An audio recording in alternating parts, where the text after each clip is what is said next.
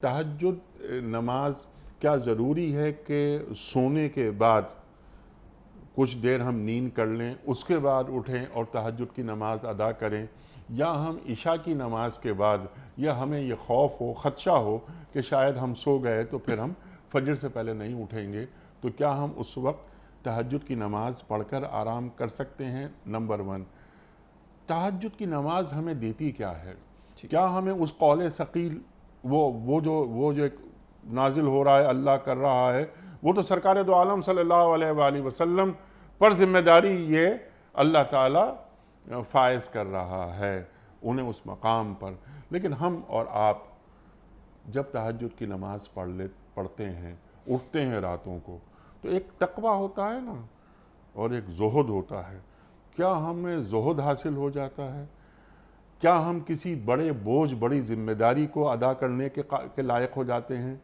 کیا تہجد کی نماز پڑھ کر ہمارے قول میں تاثیر اللہ پیدا کر دیتا ہے؟ ارشاد۔ ماشاءاللہ آپ نے بہت سارے سوالات کو جمع فرما دیا۔ ایک طرف تو ہے کہ رات کو نہ اٹھ پانے کا خوف ہو تو کیا عشاء کے بعد کچھ رکعتیں، دوسرا تہجد کی فضیلت یا اس سے ہمیں ملتا کیا ہے، اور تیسرا قول ثقیل تو حضور کے لیے تو ہمارے لیے اس میں ہمارے لیے تو یکی بات دیگر انشاءاللہ بات کو آگے بڑھاتے ہیں۔ دیکھیے، جو مطلوب ہے، جو پسندیدہ ہے، جو افضل ہے، اور جس کا اشارہ سورہ مزمل کی اگلی آیات ناشیۃ اللیل، یہ رات کو نیند کو توڑ کر، نیند کو چھوڑ کر، بستر کو چھوڑ کر کھڑا ہونا، یہ ضبط نفس کے لیے بہت ہی عمدہ بات ہے۔ تو مطلوب، آئیڈیل، افضل، پسندیدہ تو یہی ہے کہ بندہ رات کو کچھ آرام کرے اور اٹھے اور اللہ کے حضور کھڑا ہو اور لو لگانے کی کوشش کرے۔ یہ تو مطلوب، آئیڈیل، بہترین ہے۔ لیکن جس کو کہتے ہیں کہ something is better than nothing والی بات ہے، نہ ہونے سے کچھ ہونا بہتر ہے، تو بندے کو اگر اس بات کا خوف ہے تو اہل علم نے، مفسرین نے کم سے کم وہ جو سورہ فرقان میں آتا ہے یبیتون لربہم سجدا وقیاما، وہ راتیں بسر کرتے ہیں اپنے رب کے حضور سجدے اور قیام کی حالت میں، تو کم از کم تو یہ لکھا کہ عشاء کی نماز کے ساتھ ہی چند رکعتیں بندہ اسی نیت سے ادا کر لے، کیونکہ رات تو شروع ہو چکی ہے، کہ کم از کم کچھ رکعتیں ادا کر لے۔ البتہ لیکن رات تو شروع ہو جاتی ہے مغرب کی نماز کے بعد ہی، تو رات میں تو ہم شامل ہیں، داخل ہیں۔ جی ہاں، غروب کے ساتھ ہی یعنی رات کا وقت شروع ہو جاتا ہے، بالکل بجائے تاریخ بھی چینج ہو جاتی ہے قمری اعتبار سے، تو وہ ہے کہ نہ ہونے سے کچھ ہونا بہتر، یہ تو لیسٹ ہے، یہ تو منیمم ہے۔ البتہ مطلوب وہی ہے جس کی طرف ہم اشارہ کر رہے ہیں۔ یا ایھا المزمل، اللہ اکبر۔ ارشاد فرمائیے کہ اللہ تعالیٰ کیا فرما رہا ہے، اور یہ دور فطرت ہے، یعنی وحی کا زمانہ، یعنی وحی کا سلسلہ رکا ہوا ہے، اس وقت اللہ تعالیٰ یہ وحی نازل فرما رہا ہے سرکار دو عالم صلی اللہ علیہ وآلہ وسلم پر۔ یا ایھا المزمل، سورۃ المزمل کی جو پہلی 10 آیات ہیں، جن میں سے آج ہم 5 کا مطالعہ کر رہے ہیں، ایک رائے کے مطابق اولین دور میں جو وحی نبی اکرم علیہ السلام کو عطا ہوئی ان میں یہ بھی شامل ہے۔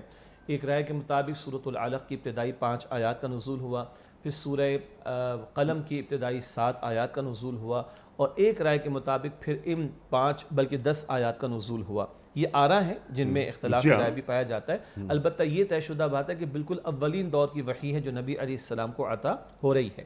اور اللہ کے پیغمبر علیہ السلام کے سامنے ایک طرف تو مزمل کا لفظ جو استعمال ہوا اس پر ہم کلام ابھی کریں گے، تہجد کی نماز کی طرف اشارہ ہو رہا ہے، اور قیام اللیل کی طرف توجہ دلائی جا رہی ہے، اور اس قیام اللیل میں جو مطلوب ہے وہ ٹھہر ٹھہر کر قرآن پاک کی تلاوت کا اہتمام ہے، اور پھر ایک بڑی بھاری ذمہ داری، اس کو قول کہا گیا، اس کو ہم 2 اعتبارات سے بعد میں سمجھیں گے بھی، کہ رسالت مآب علیہ السلام پر قرآن حکیم کے نزول کا بھاری معاملہ بھی ہو رہا ہے، اور پھر اس قرآن پاک کے مفاہیم کو جاری کرنا اور ان پر عمل کرنا اور عمل درآمد کروانا، یہ اتنا بھاری اور بڑا مشن جو آپ پر آ رہا ہے، اس ذمہ داری کو ادا کرنے کے لیے قرب الہی اور تعلق مع اللہ کے لیے تہجد کی نماز کی تلقین کی جا رہی ہے۔ بعد کی آیات میں صرف اشارتاً میں آپ کے سامنے عرض کر دوں، ناشیۃ اللیل کے الفاظ بھی آپ نے استعمال فرمائے، تو یہ راتوں کا اٹھنا، یہ نفس کو قابو میں رکھنے کے لیے، ضبط نفس کے لیے بڑا قیمتی ہے۔ آگے تبتل کا رس بھی آتا ہے، ہر ایک سے کٹ جانا، مراد ہے کہ ترجیح اول ذات اللہ تعالیٰ کی ہو، ترجیح اول اس کی ذات کو دی جائے، تو بقیہ سے کٹ کر اس اللہ کا ہو رہنا اور اسی پر توکل کرنا، یہ بہت سارے جو احکامات عطا ہو رہے ہیں یہ قرب الہی اور تعلق مع اللہ کے حوالے سے بہت قیمتی، مجھے اجازت دیجیے گا، پیکج ہے جو ان 10 آیات میں اللہ رب العالمین نے عطا فرمایا۔ ٹو ڈوز، چند کام امت کو تعلیم فرما دیجئے قرآن کریم کی یہ سورت، سورہ مزمل کی پہلی، دوسری، تیسری، چوتھی اور 5ویں آیت کے ذیل میں۔ وَرَتِّلِ الْقُرْآنَ ترتیلا بھی بات ہو گئی، پھر یہ تہجد کی بات بھی ہو گئی، اور بہت ساری چیزیں سامنے یہاں پر آ گئیں۔ تہجد کی بات، رات کا وقت، نیند چھوڑ کر اٹھنا، تعلق باللہ، نفس کشی، نفس کی تربیت وغیرہ وغیرہ۔ لیکن اللہ کسی کام کے لیے تیار کرتا ہے نا آدمی کو، جو آپ نے ارشاد فرما دیا۔ لیکن بس کچھ باتیں ذہن میں آ رہی تھیں، میں نے عرض کی، ارشاد فرما دیجئے اللہ کے رسول صلی اللہ علیہ وآلہ وسلم ایک امتی کو ان آیات کی روشنی میں کیسا دیکھنا چاہتے ہیں؟ دیکھیے اللہ تعالیٰ کا بڑا خوبصورت انداز کلام کا سورہ حج کی آخری آیت میں 78 میں ہوا جتباکم، اے امتیو اللہ نے تمہیں چن لیا۔ جی ہاں، اللہ نے قرآن کریم عطا فرمانے کے لیے محمد مصطفیٰ کو چنا صلی اللہ علیہ علیہ وسلم، وآلہ تکمیل دین کے لیے محمد مصطفیٰ کو چنا صلی اللہ علیہ وسلم، اور اب تعمیل دین ہو اور غلبہ دین کی جد و جہد آگے بڑھے۔ اب ختم نبوت کے بعد محمد مصطفیٰ علیہ السلام کی امت کو اللہ نے چنا ہے۔ تہجد کی بات آئی، سچی بات ہے آج تو ہماری فجر اسٹیک پر آئی ہوئی ہے، تو جو تہجد کی نیت اور اہتمام کی کوشش کرے گا فجر تو پالے گا انشاءاللہ تعالی۔ دوسری بات ہو گئی۔ تیسری بات، بڑا کام کرنا ہے، اللہ والا کام کرنا ہے، اللہ کا کام ہے نا اصل میں، تو اللہ کا کام اللہ کی نصرت کے بغیر نہیں ہو سکتا، تو اس کی نصرت کو متوجہ کرنے کا، اس کی تائید کو حاصل کرنے کا سب سے بہترین ذریعہ فرائض کے بعد وہ تہجد کی نماز ہے۔ اللہ کو منانے کا اور اللہ سے قبول کرانے کا بہترین ٹائم وہ تہجد کا ٹائم ہے۔ اللہ تعالی ہمیں اس کی توفیق عطا فرمائے۔ قرآن ترتیل کے ساتھ کب میں تلاوت کروں گا؟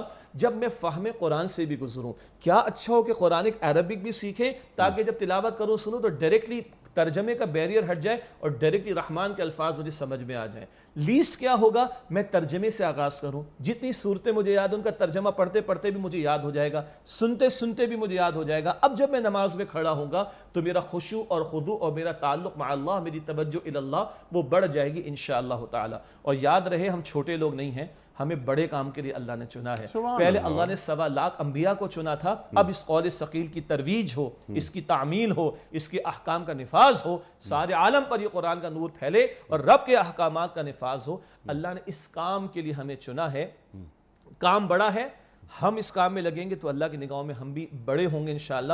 اور جب بڑے کام کی فکر کر لیں گے تو جس دنیا کو آج ہم نے بہت بڑا بنا لیا، اللہ رب العالمین قسم اٹھا کر میں عرض کروں اللہ دنیا کو ذلیل کر کے ہمارے قدموں میں ڈالے گا۔ اور آخری بات، سیدنا عمر نے فرمایا تھا جب خادم نے کہا کہ اپنے کپڑوں کو ذرا ٹھیک کر لیجئے، تو سیدنا عمر نے فرمایا رضی اللہ عنہ، بھائی عمر کو عزت کپڑوں سے نہیں ملی، عمر کو عزت اسلام سے ملی ہے، مجھے ملے گی، آپ کو ملے گی، ہمارے گھرانوں کو ملے گی، ہمارے شہر کو، ہمارے ملک کو، اس امت کو ملے گی۔ تو اسلام کی خدمت سے جو مشن محمد مصطفیٰ کا تھا، عمل کرنا، پیش کرنا اور نافذ کر کے اس کا عملی نمونہ دنیا کے سامنے پیش کرنا، یہ کریں گے اللہ ادھر بھی عزت دے گا، ادھر بھی نجات عطا فرمائے گا۔ سبحان اللہ، سبحان اللہ۔